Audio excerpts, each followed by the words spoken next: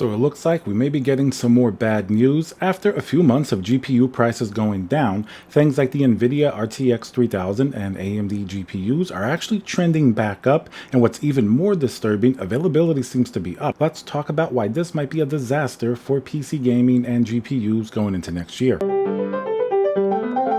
Hey guys, Tiago with Classical Technology here. Remember to subscribe and smash that like button for more content like this, constant updates on what's going on with the GPU and PC hardware scene. So today we're going to be taking a look at this graph, the trends of GPU pricing as well as availability during the last few months. This is going to come from a German retailer, and in many cases it will be very similar pretty much across the world, and especially in the US we have seen pretty much similar trends. So basically, the bottom line, GPU prices are going back up, and what's actually kind of disturbing is that you can see by the thinner, lighter line, availability is actually up to some of the highest levels throughout the year. When we first analyzed what happened in May, this was when Ethereum spiked really high, and all of a sudden there was a sort of a gold rush, if you will, towards GPUs. You can see availability was really low. That line dipped down really low, and GPU prices shot up an amazing 300% over their MSRP, pretty much triple what they should cost, and that's definitely pretty ridiculous. I remember this myself looking at an RTX 3080, which should have started at a paltry $699 by today's standards, was often selling for well over $2,000, and of course, not to mention 3090s should be $1,500. I saw many between $3,500 to $4,000 depending on the model during that particular era. Now, one interesting huge difference between what happened in May and what is happening now, we're not seeing, of course, the same spike yet, but the trend does show it going up. We're at around maybe 180% more or less for these Nvidia, and the AMD GPUs seem to be pretty close as well. Something that's also a massive difference, look at the availability of GPUs. This you can tell by going into your own local store or even checking online. You can find GPUs in stock that are like the RTX 3080 Ti, 3090, 3070 Ti has been popping up, AMD 6900 XT, 6700 XT. You can physically find them in stock, which was different than May, where regardless of the price, you wouldn't find them at a retailer at all. You had to go on the secondhand market. I remember searching for these GPUs on eBay and on Facebook Marketplace, and pretty much was wiped out. There were barely any choices at all, regardless of what price you were paying, even if it was these insane scalper prices. So the big difference now is that these GPUs are in stock. People perhaps aren't buying them because the prices are trending upwards and they're getting higher and higher. So now it's starting to become no longer a problem like it was in May of just extremely high demand and nothing in the market to satisfy that demand. Now we still have extremely high demand and we do have GPUs in the market, but the key difference is they are not satisfying that demand because the prices are just way too high at this level. And Ethereum, while it is high and it is approaching those record highs from before, it's still a lot less profitable now than it was in May. May was a pretty crazy period, definitely a lot different. And you do have to know what goes on with cryptocurrency and everything like that, because it really does affect these GPU prices, as we can see.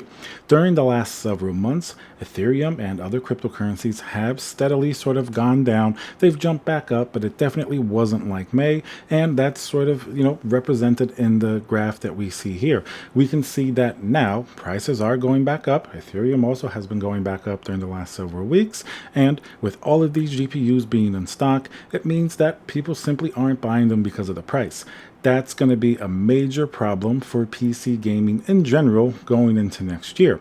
If GPUs are available but nobody's buying them, that means that prices have trended upwards far too aggressively. The only way these GPUs would sell was if Ethereum or some other coin became highly profitable. That way people would look past these high prices and buy them like they did in May.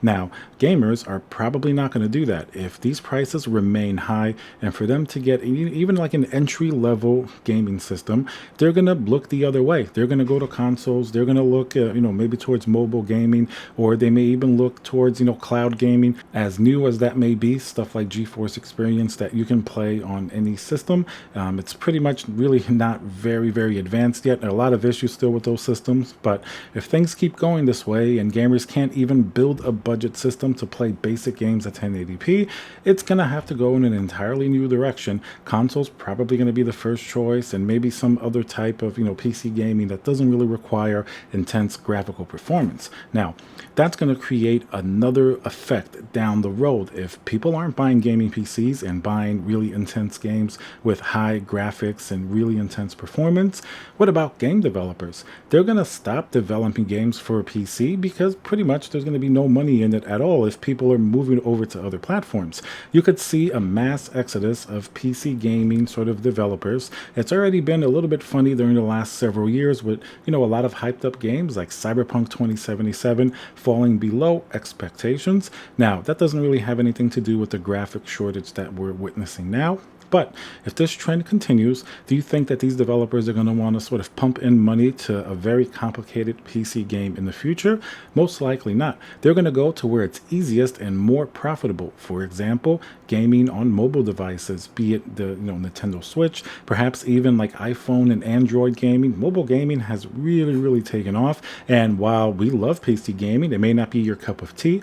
Think of the developer with the tools to develop a pretty cool game. If they feel that their game will be appreciated on PC and there's a big enough audience, sure, they're going to do that. But if it's easier and a much bigger audience and much more lucrative for them to develop on something like iOS, you can bet that they're going to go that way. And this is sort of like the starting point of things going downhill. If hardware is too expensive, that means gamers aren't going to buy them, and that means less gamers to buy these games. It's a very simple and straightforward connection. Now, crypto miners may still be buying GPUs, but crypto miners are not going to fuel the game developers. They're not going to fuel sort of that gaming, world. And the moment that there's some type of like a market crash for cryptocurrency, or where mining becomes considerably less profitable for the general populace, you're going to see a mass GPU flooding in the market. And basically, nobody is going to be using GPUs for gaming or for mining at that point. And then basically the market will just be flooded with things that did have a purpose, but that purpose was diminished because of all of the situation that's going on. Now, how is this going to be fixed? It's really difficult to say. I mean, the sooner that it gets fixed, the better it will be for the future of PC gaming, because as this goes on longer and longer throughout the entirety of next year, you're just going to have these effects dragged out considerably more. Now, there is more demand for, PC gaming and things like that. A lot of it seems to be on the more casual end, like look at games like Fortnite and those games that are more maybe for a younger demographic.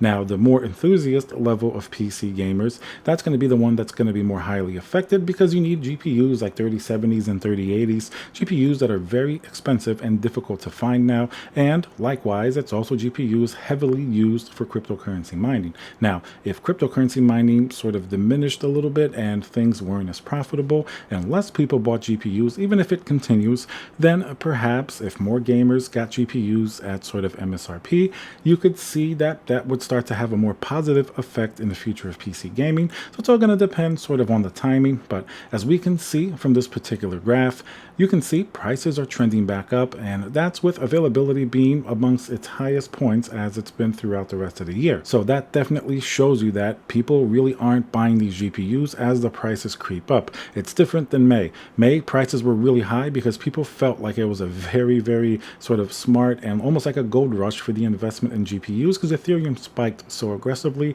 and profitability was very high. But things are different now. Things are a little bit calmer. Profitability isn't as high, even though it's still very profitable to use these GPUs. So it's something that people really have to weigh against expensive GPUs being available and people not getting GPUs at all. So it's a little bit of a weird situation. Who knows what's going to happen next year? Now, perhaps more GPUs have to be manufactured in order to start to decrease this price. But I have a feeling after Nvidia and the third-party AIBs saw how much people were willing to pay for these GPUs, I really doubt they're ever going to want to bring it down to the level that it was before.